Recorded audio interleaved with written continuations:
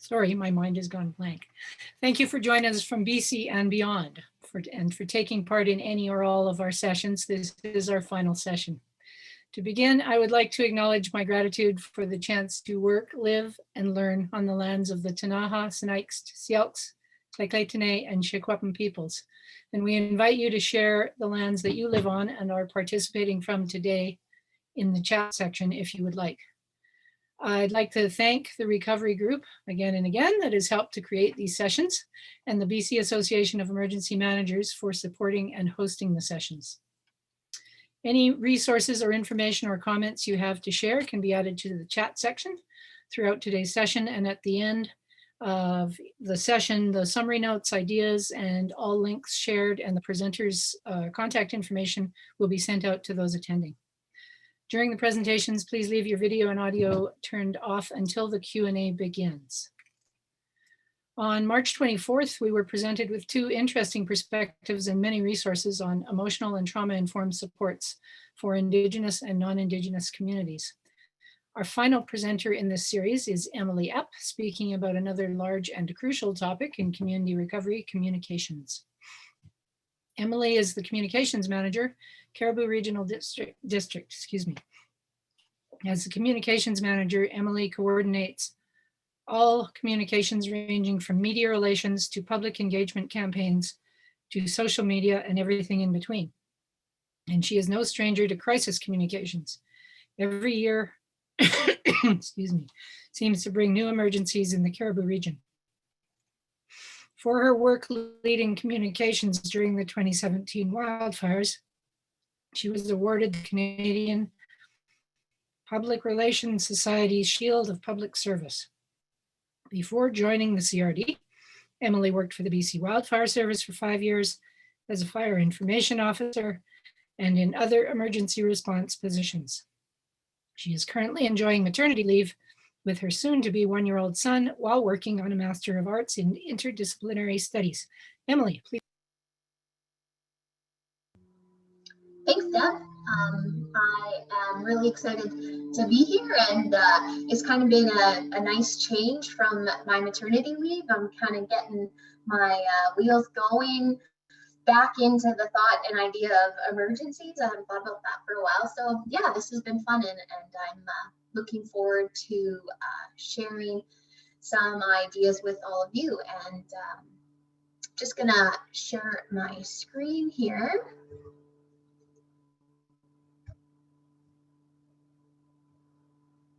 All right, so it looks like that should be working for all of you. Maybe just to start off, I am curious about who we all have. I'm sure you all come from a range of backgrounds, but I'm curious if any of you have any experience sort of in the communications end of things. And I can't quite see the chat, so I'm not sure.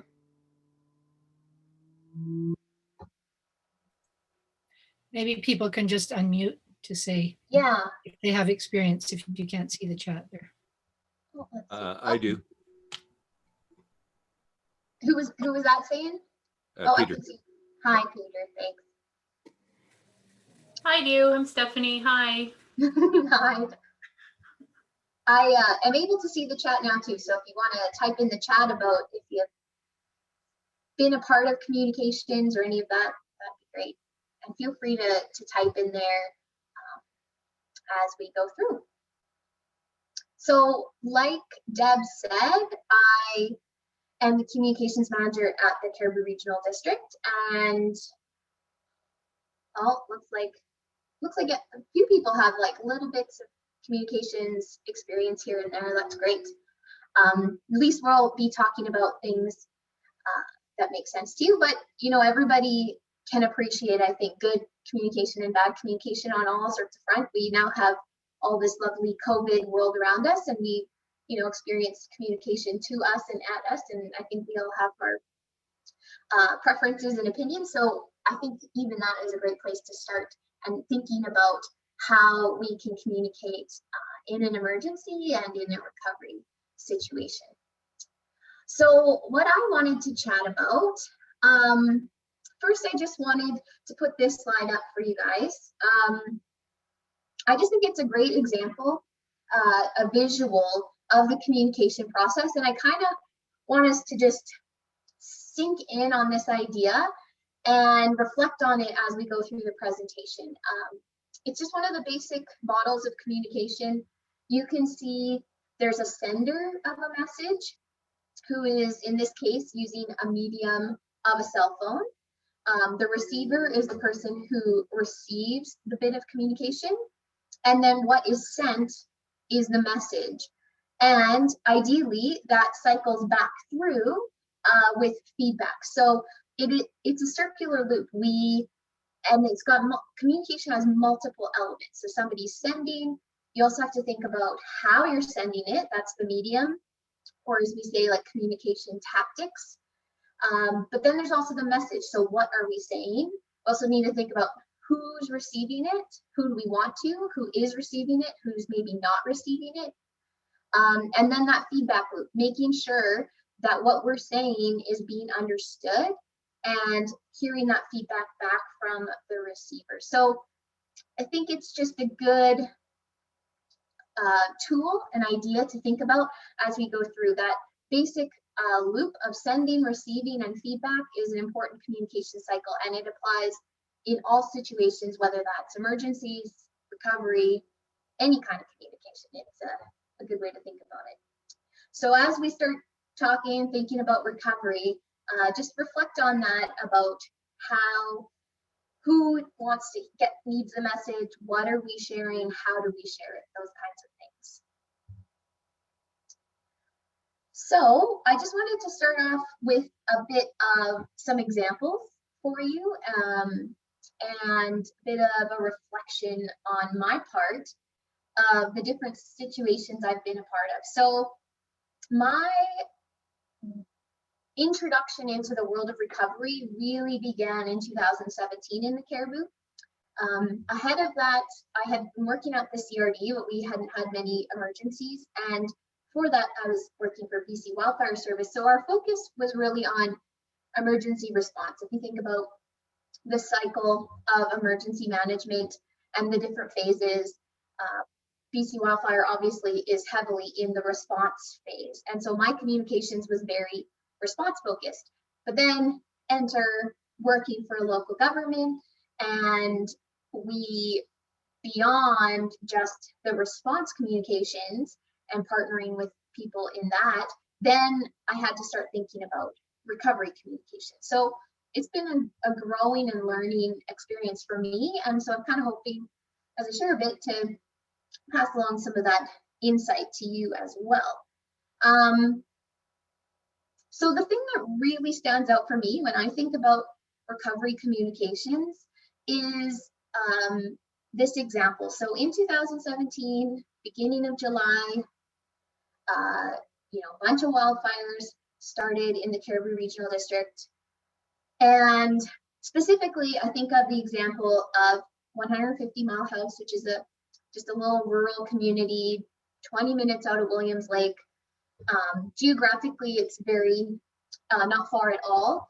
And the wildfires started sort of all surrounding Williams Lake, but particularly kind of towards the 150 Mile House area. And they started growing, spreading rapidly. And obviously, the first thing was on our mind was communicating that people needed to leave. And so in my brain, I'm, thinking, how are we communicating that people need to leave, all this stuff. And then afterwards, I had a few people tell me, about their stories and how it was for them as the people being asked to evacuate. And hearing from them, hearing their comments on Facebook, like the questions that came in as soon as we gave an evacuation order for that area, it made me think about how, so these people, out of the blue are being asked to evacuate, fire's coming, they're stressed, threatened, they pack up and leave. And immediately their number one thought is my house still standing? And I guess just for me, from the outside looking in as the person doing the communicating, like to me, that thought didn't cross my mind. Like, I'm, wanting, thinking about how do we make sure these people are leaving safely, like, making sure we're telling them the information about what's going on. We got more evacuation orders coming and going, and they're leaving, and the main thing that they're thinking about is my house still there? And it just reminds me of how, or makes me think about how recovery, that process, where people's brains are going, it starts right away. Like it starts as soon as that emergency happens.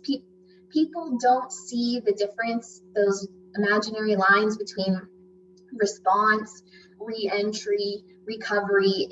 It's all just information from the government to them. And, I think that's to me, the recovery communications is that more of that sort of soft side of communications, like communicating the things that matter to people, the way forward, the ways that they can find the things that they need for the moment, but also like to recover and to move past this.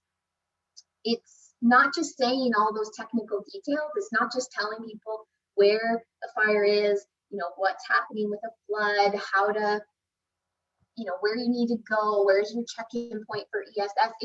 It's bigger than that. And so that just mental shift for me is an important piece, I think, of communications, and specifically in terms of recovery.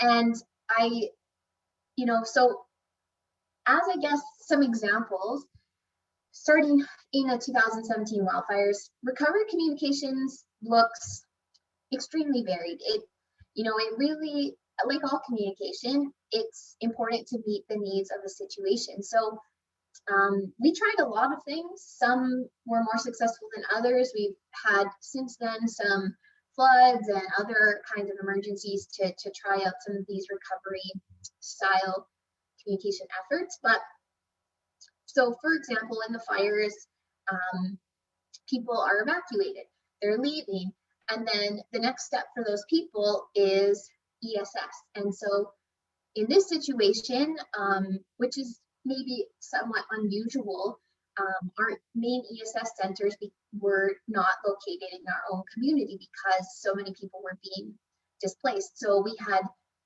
hubs for ESS in Kamloops and Prince George. And, that was a way that we needed to get information to people, both about the current situation and about recovery and re-entry and all that in between. And that was a huge learning curve for us, is that trying to make sure that those places have accurate information and are a source of support for people who have been displaced because of an emergency. So I think one of my big takeaways from sort of those concepts of ESS centers, especially if they're not in your community, but even when they are, is that those need to be appropriately staffed with communication staff, because otherwise it's a big gap, and that's where the people are going. That's where they're getting their vouchers and their information. But if you're not there, like, that's a huge gap for those people. So I think that's an important part to think about. Then, people started coming back to our community. We set up resiliency centers, those one-stop shop locations where people could come and meet with everybody to get all the things they needed, Red Cross, insurance, you name it. And that's a huge key part of recovery communications, being there, making sure that people have the information they need from the local government and all those other agencies. And even when it was in our own community, that center, it was also a struggle because as you can maybe imagine or have experienced in an EOC, like for me working in there, like it's very busy and hectic and it's very response focused. And it's very easy to forget about those recovery parts, especially when they're overlapping in the timeline of response and recovery. And whether that location is in your community or not in your community, it's really important to staff it. And I can't stress enough having enough people and some key people in those locations who can be actively making sure that information is getting out in an appropriate way. We also had community meetings. That's a very typical like recovery communication tactic. We've found that sort of info fair style has been effective, similar to Resiliency Center, where all the agencies come to that event, have booths that they can provide information to people. But, you know, the one thing I think about with that is, like, I'm sure some of you probably have been to a job fair in your life, and you can relate to that experience of going to all these different booths. You know, you get your plastic bag and you get it stuffed full with all the brochures and information, and you leave with this little bag full of crazy amounts of information from everybody that you talk to. And then if you're like me, maybe you never even ever went back through any of those brochures or information, and you know, it was just like, oh yay, and then eventually, you know, you have that stack, and then eventually it gets recycled and you move on. But then imagine if you're a person who's just had a traumatic experience in your life and you are coming to this kind of situation. Like, how are you taking in that information? Like, are you also leaving with a bag of brochures? Like, is that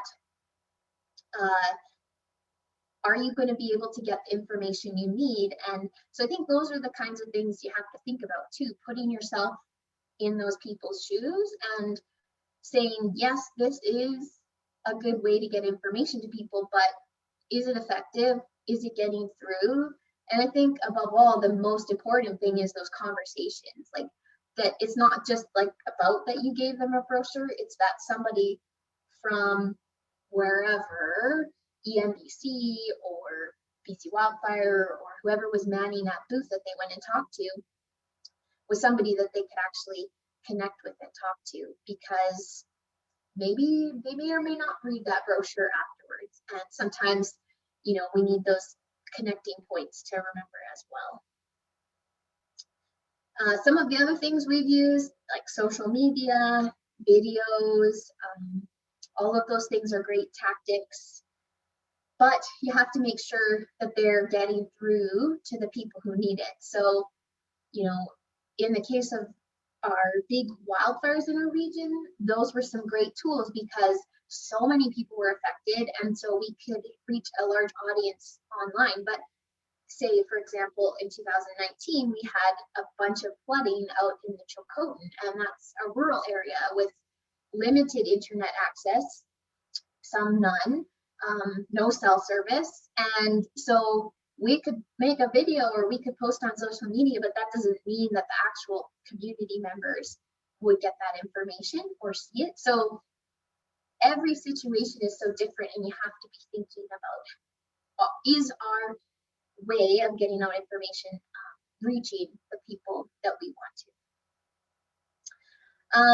And another big thing we did with the wildfires in 2017 is that community consultation, sort of that debrief process. And it's something that I mean, it was a massive undertaking in 2017, but even on a smaller scale, it's something that we've tried through after other emergencies, is to have those touch points with the community afterwards, to check in with them and ask, how was our communication doing? Did you get the information you needed? Was it relevant? Like all of those kinds of things, because if we don't complete that feedback loop, we just keep sending out our information through what we think is best, but then we don't hear from the community to know if we were actually reaching them or if the message was getting through or appropriate for what they needed. So it's very different. And then jump forward 2 years to 2019, those floods in the Chilcotin I was talking about, whole different scenario. Like I said, it was a rural community, and basically that whole communication was about recovery. There was very little response-driven communication because the flood happened and it's a bit out of our control of where it goes and what happens. And so, we could say a few things, but primarily that people are saying, what's next? Like, what do I do? How does this happen? How do I get financial support? How do, I get the dirt off of my field? Like, what are the rules about digging new culverts or moving streams? Or, there's so much that people want to know. And so in that kind of a situation, the whole thing was really communicating about recovery. And some of the things we did in that situation were we did hold a community meeting.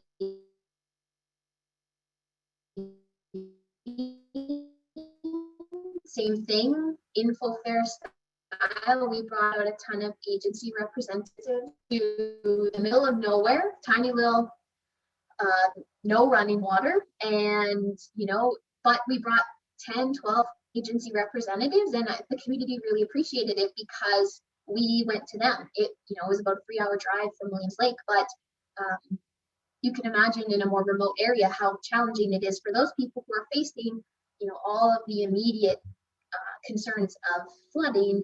They're not able to come in and see all those people, talk to them. So it was important to bring that information to them.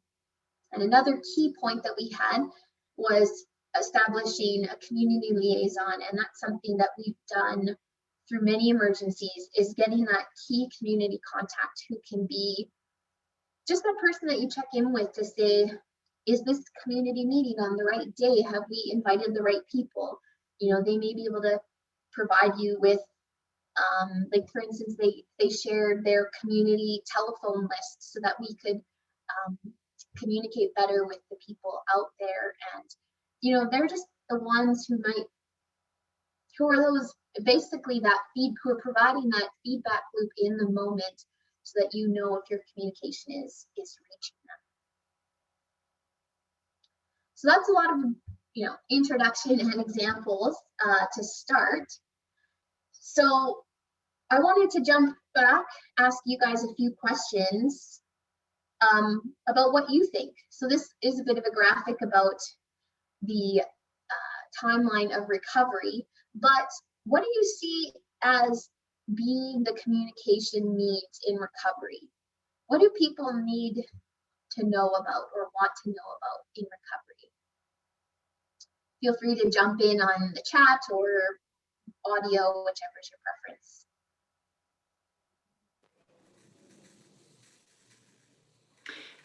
Hey, Ellie. Yes. I would say that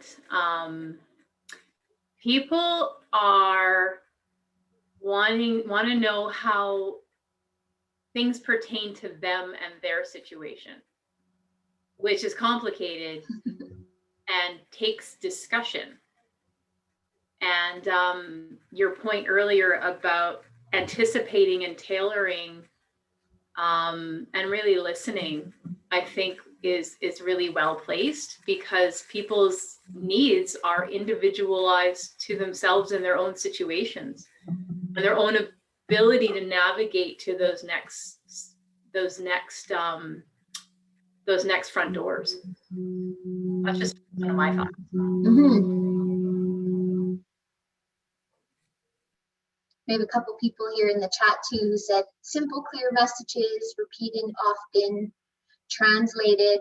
That's definitely, considering accessibility needs is huge and really important, whether that's translation or for the deaf and hard of hearing community or whatever that means. Definitely important. Evacuation points and centers for forecasted conditions, resources and supports, next steps, awareness, definitely. Deb is saying that, making sure that things are repeated because it's hard for people to take in information. Definitely. Look, see, listen.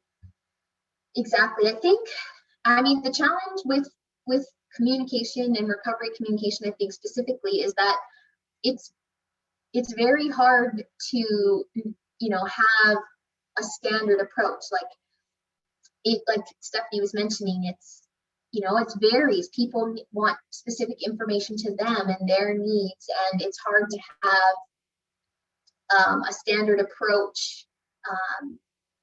And even I would say it's hard to have things prepared in advance because every situation is so different, and you can have some templates, but you're going to have to put new information in. Otherwise, you're not actually meeting the needs of the people who are being affected.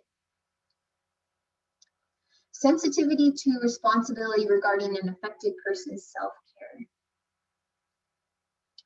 I think definitely making sure that our information is being sensitive to people's mental health, their personal autonomy and decision-making. All of that is also very important, and especially depending on the community that you're working with.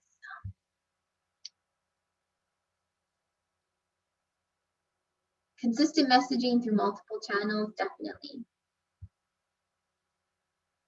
What about people wanting to help as far as communications is concerned? Is this to be directed to the liaison? I think in terms of people wanting to help, I think so. From my perspective, I think it's really helpful to have those people out there who want to help relay information and be those points of contact. Maybe they monitor some sort of bulletin board in their community and they want to share information. Like, taking advantage of those people and their offers for help is key, but it definitely has to be organized, and it needs to be coordinated so that information is new and current. And I think in general, we've found it's most effective when we are getting support from the community in a formalized role, whereas otherwise, information can get missed, or maybe it's posted long and it's out of date. But having someone who is we often even put someone on, we hire them from the community to be that go-between. And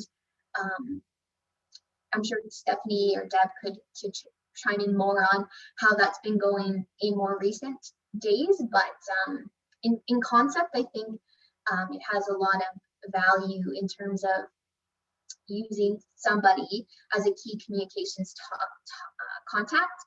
But I also see value in having our own staff person or somebody from the EOC who's in the communications team dedicated to go out to the site level. So whether that's a resiliency center, whether that's an ESS center, whether that's simply to go to community, it's really important to have those people, actual faces, actual people who go out and who can both share information, but then also gather that feedback to know what people want to know about and if we're meeting their needs. And it's really hard to gauge all of that sitting in the EOC, is I guess what I'm saying. So I think having those people out in the field, so to speak, is really key, whether that's our own EOC staff or a dedicated community member. Hi, Emily, it's Deb. I could add one thing to that particular comment, which was my first job was a rural community. And as soon as I was hired, I made an email list that was just property owners or people that lived in the community. There was no politicians, there was no government, there was nobody, it was just them. And I started that, and it worked really effectively for feeding them information or asking them what they wanted or sending them opportunities. And it didn't particularly please the government that I was working for, but it was something that they felt safe using as a consistent method. I think another method that we found effective, and maybe Stephanie would weigh in on it, but is just having a recovery dedicated line where people can call in and talk to somebody, usually a recovery person, and ask their questions and get information and, actually talk to someone in person who will help them navigate the website and the resources. And in those kinds of situations, people need people to talk to. That's my strong belief. And I think it's important, though, to support our staff in making that possible, which I'll touch on in a little bit. But, recovery in all of its elements and including communications is tiring work, and we need to make sure that we have the right people who are being supported so that they can support the people who are being affected by that emergency.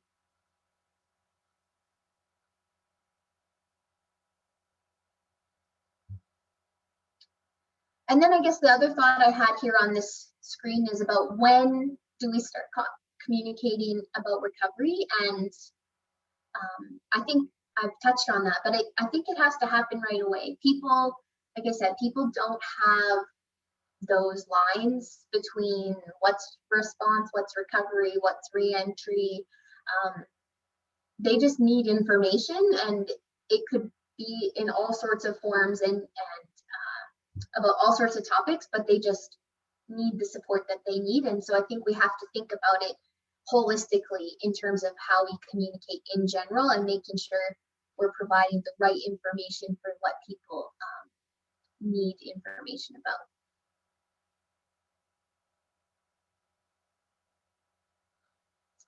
So just to loop back around and a bit more about some of those tips or ideas that I have, and I kind of gave some of them in my examples, but just to reiterate, I think in recovery communications, you have to use a variety of tactics. And I can see in the comments, like several of you have touched on this as well, is that, you know, people have a hard time in an emergency or who've had a traumatic experience absorbing information. So the more ways we can get that message to them, the more likely it is that they'll absorb it eventually. But also just, you know, there's such a range of demographics that we are working with in an emergency situation, and we need to make sure that we're meeting all of those people's needs, whether that's, you know, providing phone lines so that people can call in, you know, providing social media updates for people who are on social media. Not everyone has internet access though, so how are we gonna provide those people with information? And so maybe that looks like public meetings or community bulletin boards, or, you know, the list goes on and on and on. There's just so many ways, but you have to use them effectively. I think, you know, you need to make sure that your messaging is consistent across all those platforms, which is challenging, but I think you kind of have to do it in order to make sure that people are getting all of that information that they need. Coordinating with others is huge. Obviously, this is a big job, making sure that people get the information that they need. So, you know, local governments partnering with provincial ministries and or community groups or NGOs or whoever that may be, it requires a lot of partnership, and I think we've found that a lot in, so like, you know, resiliency centers and ESS centers where, you know, you're bringing in all those representatives to provide information. That's what we've done in our community meetings, making sure that all the agencies are there to share information. In the ways that we've made videos, we tend to partner with other agencies to share their information on our social media or through videos, because, say for instance, the Red Cross in a social media world has very little connection or influence on the people in our community. So if we want to actually reach the people in our community with Red Cross's information, we likely are going to have to share that through our channels, because that's where people are watching. They're not looking at the BC Red Cross page for any information about this, you know, local crisis. So all of that is really key. Community liaisons, finding those community connecting points to complete that feedback loop is pretty key. I think they're also one of the ways that we can get information out to the community, but they're also providing that information back about if we're hitting the right targets in terms of what we're saying and how we're saying it and all those types of things. community meetings, I've talked about that. Separate staffing. I think this is challenging. I mean, I think you can all relate and understand that there's never seems to be enough resources or people. So asking for more in any area is challenging, but I think it's really important in communication. I obviously, as a communications manager, see communications as having a very key role in an emergency. And I think it's kind of that glue that ties everything together, that connects the response agencies with the public and is the go-between. And if we don't staff that appropriately, then there's going to be frustrations because the message isn't getting out, or vice versa. People don't feel like we're hearing them, or they're not receiving what they need to know. But recovery work and communications work is exhausting. I mean, in most of the incidents, like where there's response and recovery going on at the same time, as my team, we found it very challenging to focus on both of those at once. Response tends to have a very immediate, pressing, overwhelming demand for communication. And so it's very challenging to shift your brain to that empathy, to that, people focused, needs focused kind of communication. And to do that at the same time, it is very challenging. And, having just the right people in place with the right training is key, and making sure that you have people who are able to go in the field, like I talked about. All of that is really key, because if you burn out your people, then you have another kind of crisis on your hand.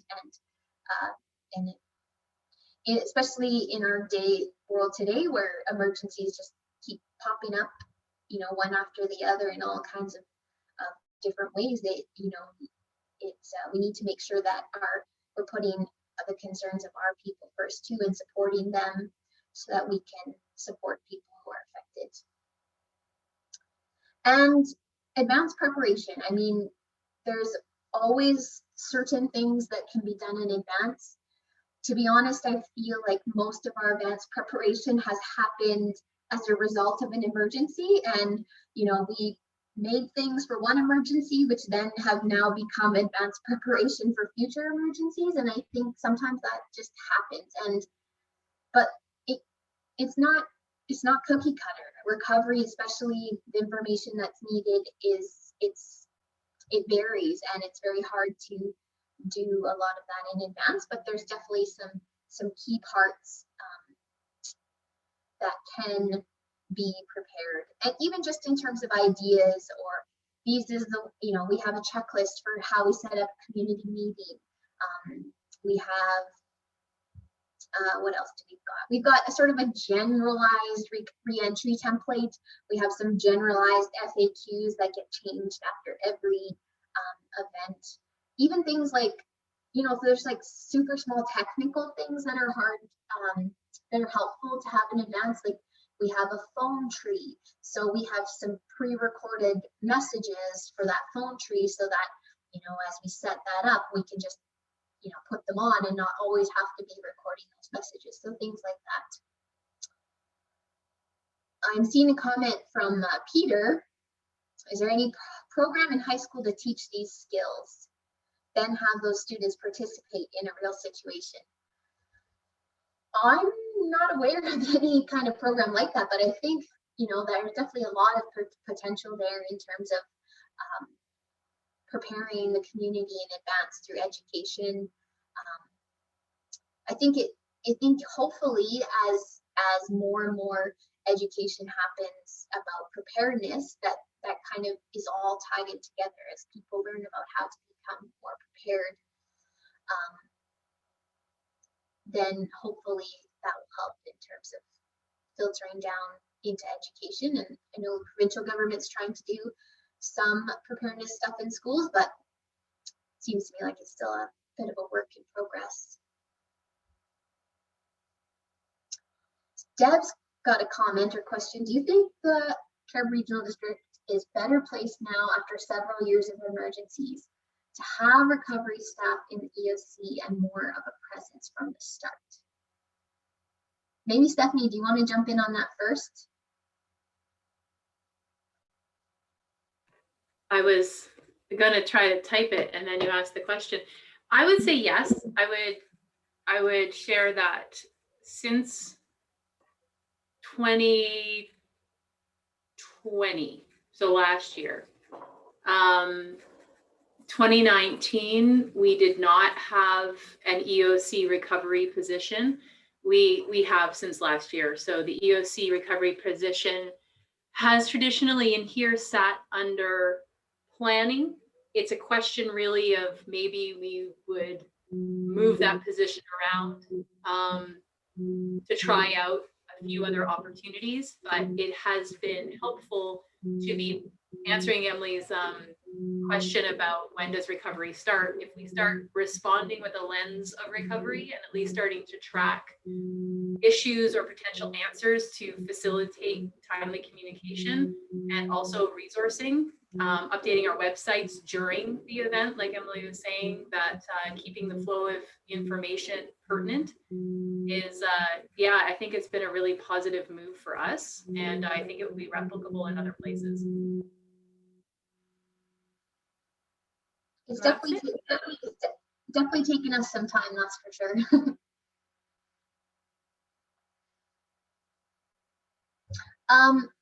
Just to sort of wrap up my presentation here, I just wanted to leave you with a few,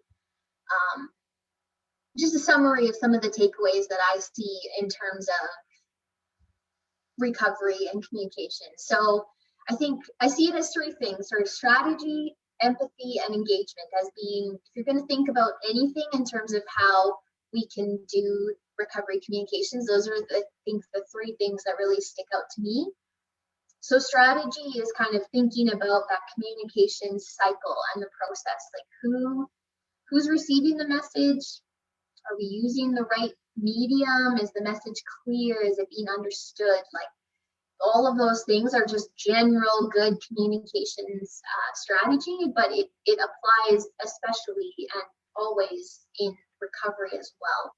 And then I think a huge thing is that empathy. I think recovery communications takes a huge part of that empathy, empathic side of your brain. And, you know, I don't think we do it well unless we're using a lens of empathy, putting ourselves in their shoes, making sure that they feel heard, truly listening to their needs, and then adapting our communications accordingly, because it isn't a one-size-fits-all.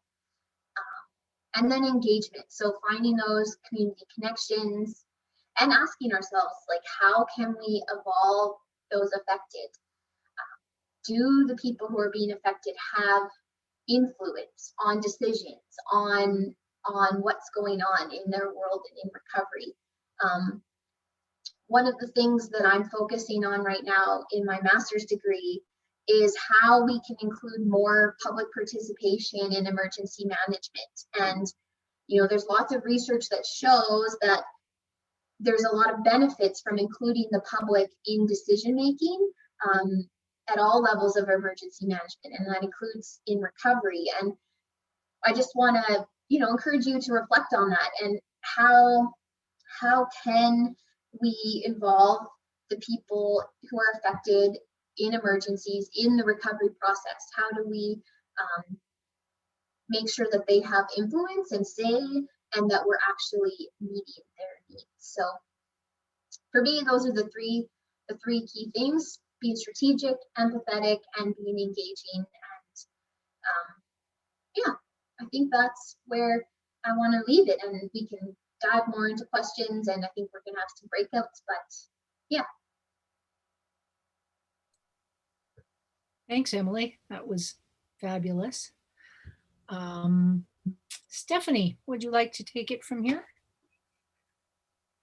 I would. I've just turned my video on. I'm not sure. Oh, I can stop sharing my screen. Hi. Yeah, really, this next session, part of our session, sorry, is an opportunity to have a large group Q&A or a larger discussion about communications.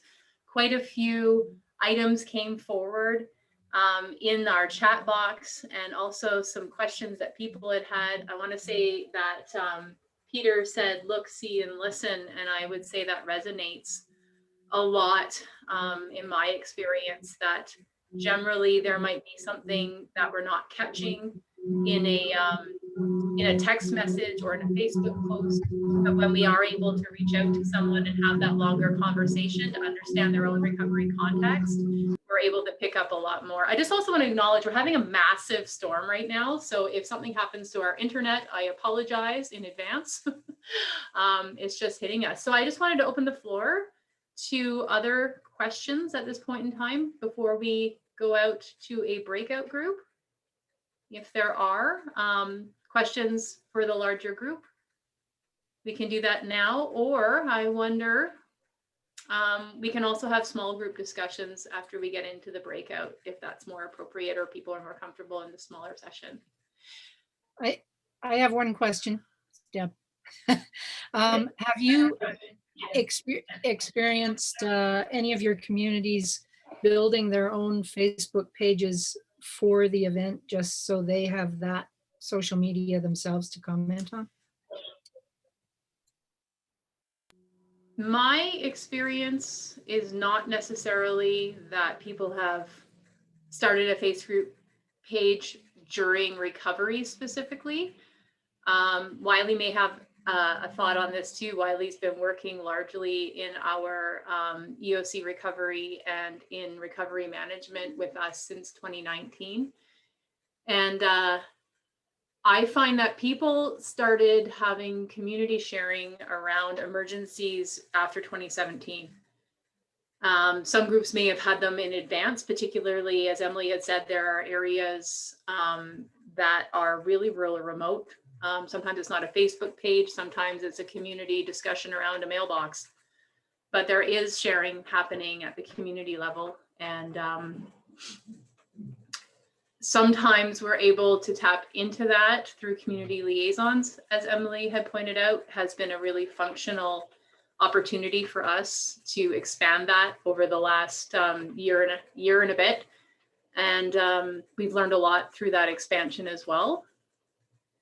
Not sure if that answers your question, Deb, or if you wanted to say more about community. No, that's great, thanks. I also think too, like a lot of communities, at least we find, have their own little Facebook groups or pages, neighborhood watch pages or whatever that looks like already. And I think that they end up using that as a tool in the response or recovery to share information. And I try to hunt those pages down and get access so that it's just one of those, another layer of sharing and finding ways to reach people where they're already looking for information. But it's definitely, you know, one of those tools. It's not, we can't rely overly heavily on that because one, we may not have access, not everyone may look at it. So, you know, it's finding all the different ways of people and how they're getting that information. Thanks. I just wanted to loop back to something, if I could take the opportunity. Someone, and I'm just trying to find the chat text box that asked the question about the community liaison contact acting as a role to disseminate information. Am I paraphrasing that correctly? Oh, here it is. What about Peter? Yeah, what about people wanting to help as far as communication is concerned? Is this to be directed to the liaison person? I have a thought on that, and it's one of the lessons learned that I'm happy to share. If we're talking about a liaison that comes from the EOC, who's a communications liaison, that would be a good contact point that I think would function really well. But the learning around community liaisons, so a person who's in community who function as the channel where we could ask, is this a good date to have a community meeting? Is this a good venue? What else is happening in the community that we need to be sensitive to? Having that person in a position of disseminating local government or recovery information can put them at risk in many ways. It isn't always a safe place for them to be the person that everybody in community may turn to. And it also may put them in a place of exhaustion long-term. I think Deb may have an opinion or be able to comment on this as well. What happens years later after an event, if you were the go-to person, sometimes that person ends up being the go-to person in perpetuity, and that isn't necessarily the intention of what we're trying to push in their direction. So we're sensitive to that in here and how we work with them. Deb, did you have anything to share on that? Or Wiley, did you have any thoughts on that too? Yes, I agree. Okay.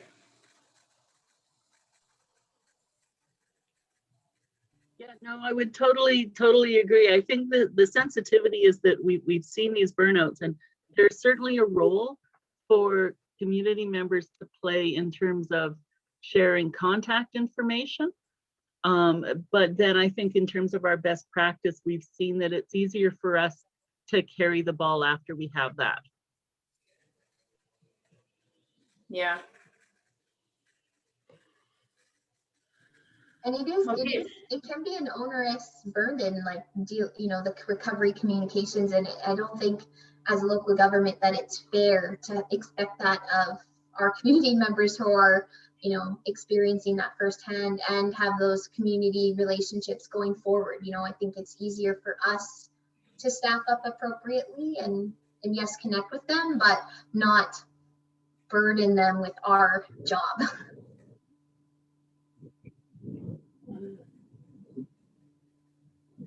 I see Peter's asked a question in the chat box. I remember a few weeks ago, an emergency recovery person talked about a hub structure where people gathered in small pods when a community's in strife. Is that a tool for communications? Emily, do you have a thought on that? I guess I don't know if Peter has more like a bit of a background about what the hub structure is. Like, is that, or if you know what that. I can, Deb helped me out here. It's a fellow from New Zealand, and it was a structure that they put in place where, and they would gather in small groups. So first of all, communication then is limited to these small groups, but they're in communication through walkie or text or whatever to the other pods.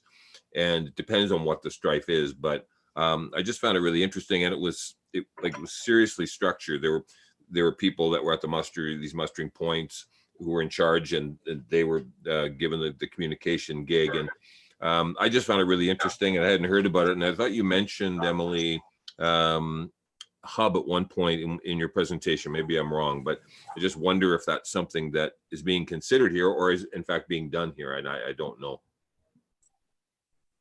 Yeah, I think we don't necessarily have anything quite like that, but I do see the value of it. And I think that's my hope, is that with that idea of having like on-site or field level information officers, is that we could send out our own people who would be those go-betweens, who would go to the resiliency center, to the community, to ESS centers or whatever that looks like, to help to be the point person for the local government, to be in touch with, say, the person in the EOC, and help get that information and connect with people. BC Wildfire Service has a similar model in terms of their information officers, and I kind of see that being important for local governments, as well as it maybe little hubs or whatever pods or whatever that would look like, but just rather having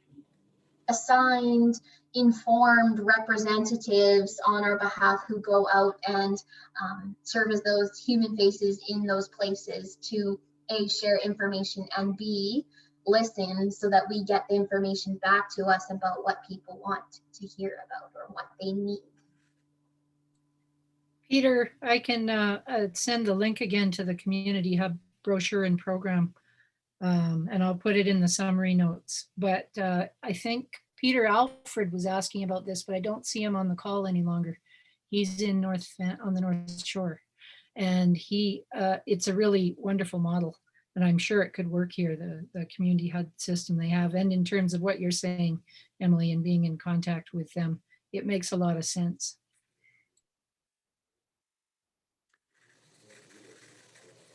Jonathan, did you have a question? Yeah, thanks. This has been really fascinating. Thank you so much, Emily, for the presentation. And I'd love to hear more about your MA research sometime. I'm a PhD student at UBC in anthropology, and thinking about sort of how we think about disaster recovery starting, before an event. Of course, these are so many events happening all the time that it's cyclical, but something that really struck out that was so insightful with what you said was about the need, because people think about recovery, from the very moment, we need to kind of integrate that communication into emergency response communication, communicating things that matter to people, the things they need at that moment, but also how to move past it. And I'm just wondering, in what ways, I guess, do you think that sort of language could also permeate the preparedness communication as well? I don't know if that's an aspect of the work you're doing as well, talking about, not just sort of, the preparedness for the event, but also the preparedness for the recovery. Yeah, thanks. I do think it's really all connected. Like we often, from an emergency management perspective, we have our phases and our, structures, and it all looks nice on paper, but, in the reality of what people need, they don't see those lines. And I think exactly like you're saying, like preparedness information is recovery information, even, because it's a cycle. Like even if you think about, say, Fire Smart, so people are thinking about how to protect their homes. They may be thinking about that before, then they start thinking about it during, oh crap, how do I protect my home before I leave? And then it's also, after, like, okay, man, I need to help, I need to do this for the next time. And every sort of topic overlaps on all of that cycle. And I think in order to communicate about it well, we have to think about it in those terms, step back from our structures and our systems and think about it how other people see it. And for me, as we have there's obviously templates. We have to have templates to help us, especially in the response part of things, so that we can communicate quickly and effectively. And I have so many templates so that anybody can come in and just a little highlighted part, they just change that piece of information. So anyone can send a tweet about an evacuation order, but we need to, the real effective communication is strategic. So it means that we're thinking about what are people asking? What do they want to know?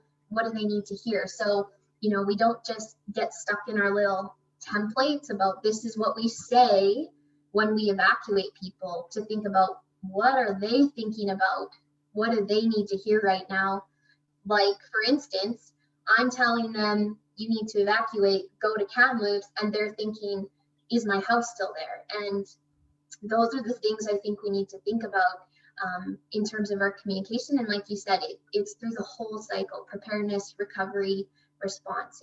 It requires being strategic on a holistic level, I think. Those are really great points, Emily. Thank you very much. If there aren't any other immediate questions, I think what I'll do is I'll ask Alexa to send us out to our, oh, yes, as Deb says, we're merging our 1 to 3 FYI. Oh, okay. So what's happening now is we're going to break into 3 smaller group discussions. We'll have 3 moderators. I'll be in one room, Chris Marsh will be in another, and Margaretha Lund will also be co-facilitating in the small groups. We have a few questions about past sessions and this session that we hope you can give us some feedback on. And then the remaining time, we will be able to continue the discussion about today's topic or other topics as they emerge through the discussion group. And I think we have 20 minutes for this breakout room. So what will happen after that is we'll all come back to the main session and debrief and be done for the day. Okay, I'm gonna open the breakout rooms. There will be 2 breakout rooms instead of 3.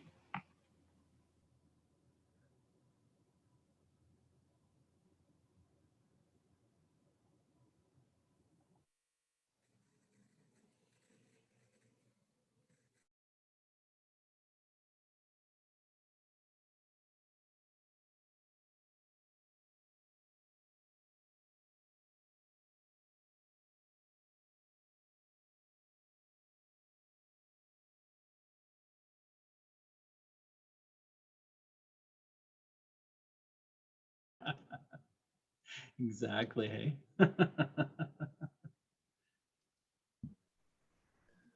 Well, my vote is to keep going, keep doing it. I think I think this is great, and I think we're using technology really well. You guys are, and I think getting other perspectives like the New Zealand, Australia, which keeps getting mentioned. But I think for me, BC is exotic as well. I mean, I'm in Ontario, so when I hear about what you're dealing with rising oceans, with the forest fire situation, I don't know if the spruce beetles fall into this, but that's a slow burn kind of situation, and it leads to forest fires, as far as I understand. So no, I find this whole aspect really interesting, and something Deb has talked to me about is building recovery plans into whatever the project is. Like have that be a part, regardless of what the project is. So if it's a cultural project, or if it's something the community is doing, what would happen?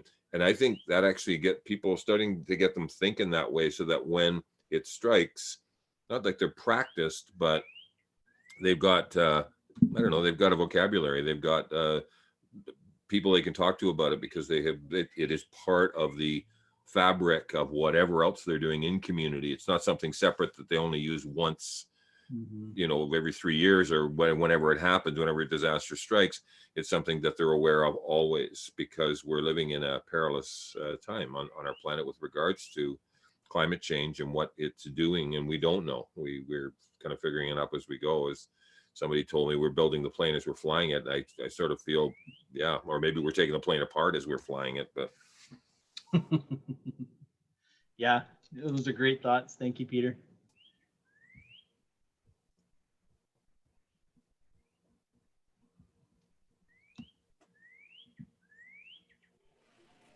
We've come to join you. oh, We've arrived. Group 2 is here.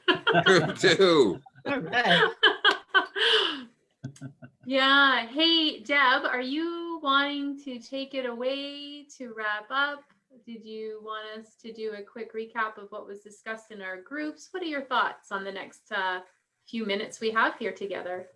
That sounds marvelous. Maybe can you summarize, Steph, for your group, and then maybe Chris, what the general ideas were? And we'll also be sending a survey out to everybody that registered for any of the sessions to ask further. But if you wanted to say a few words, and then I'll say a few words, and then we'll all disperse. How about that? All right. I was so into the conversation and listening intently to the speakers that I didn't make very good notes, I admit it. So if anybody thinks I missed anything, please jump in. I feel that our small group discussion really, Margaretha did a great job of starting to facilitate us through the questions to determine what the future set look like. There is a keen interest in critical social infrastructure, build back better, inclusion, diversity, and really ensuring that we're able to bring people to the table, recognizing community burnout, recognizing the length of time. I think that's the piece that resonated for me, how long recovery can take. And we are piggybacking disaster after recovery after recovery after disaster. And it's becoming a perpetuity, a perpetual and ongoing. So I think in that's what we talked about. So I'm done. Thank you. Wow. Chris? Yeah, it sounds like we probably strayed into some of the same areas, Stephanie. So, you know, we talked a little bit about what we'd heard in the last six sessions. That's really hard to say. We talked about, there was a lot of really good nuggets in every one of those sessions, and it would be really nice to go back and something, Deb, that I'll send you an idea about is just pulling the nuggets out of those and providing a little bit more context to them, and then some links and things like that for people that are interested in those. We talked about just a deeper dive into any one of those topics would be good, simply because we got a kind of a teaser or a taste of some of those things, and people were generally interested in all of them. I can, of course. We talked a lot about the community-driven recovery concepts versus government-led recovery, or the different styles of recovery that we see in BC. Some of the structures that have been used and how to basically set up a recovery team. Peter mentioned the use of technology has been really good. Both the webinars and the breakout rooms have been great. Lots of good engaging discussion in the chat sessions or in the chat room as well. So that was really nice. And then we talked a little bit about pandemic events, just COVID-19. It's top of mind for everybody. It's leading to burnout for a lot of the helpers, right? Because there are people who want to help and want to be there to support the community, and this has been a long period of time where people have been supporting everybody. And I threw in just recovery for recovery managers because I've heard it a couple times today, and it's a common topic. Burnout and stress related injuries among recovery managers is a very common thing, and being a recovery manager can sometimes be a bit of an isolating thing. And so, for recovery managers, I think it would be good to do a session on that as well, and some of the resources that are available, and things like that. So really good discussion in our group for sure. So thanks for that. Great. Well, that gives us lots to work with. Thanks, you two and everybody. We do a couple of things that are happening. We have applied for funding to continue the webinar series on. If there is interest, like once a month for a year, we'll find out in the next couple of weeks if we've been funded, and they would start in May. So this has been great. Thanks for all your comments on this to try and look at what other topics we might continue with. Along with that funding request, we have also asked, as part of that project, to host roundtable phone calls for particularly people in more rural and remote areas who just want to check in. There's a group of us, part of the group that has put this together, that we meet every couple of weeks and we talk about whatever the latest topic is, whether it's flooding or debris flow, or how do you figure out what's it called? When you have to get permission to go into streams to fix them, water stewardship and things like that. What is the process? And it's very complex in some cases. So there's all sorts of different things talked about, and we thought that would be one more way people can just drop in if they want, and we can have a conversation. It's not like it's a set agenda. It kind of goes all over the place, but it's everybody putting their heads together to come up with ideas based on their experience. And we're looking at a few other things, but thank you for joining us and participating in however many of the sessions you did. And we will be sending the notes out. So thanks everyone. Have a wonderful afternoon, and we will be in touch again. Thank you, Deb. Okay, bye-bye. Bye, everybody. Thanks, Deb. Bye, everyone. Bye. Thank you.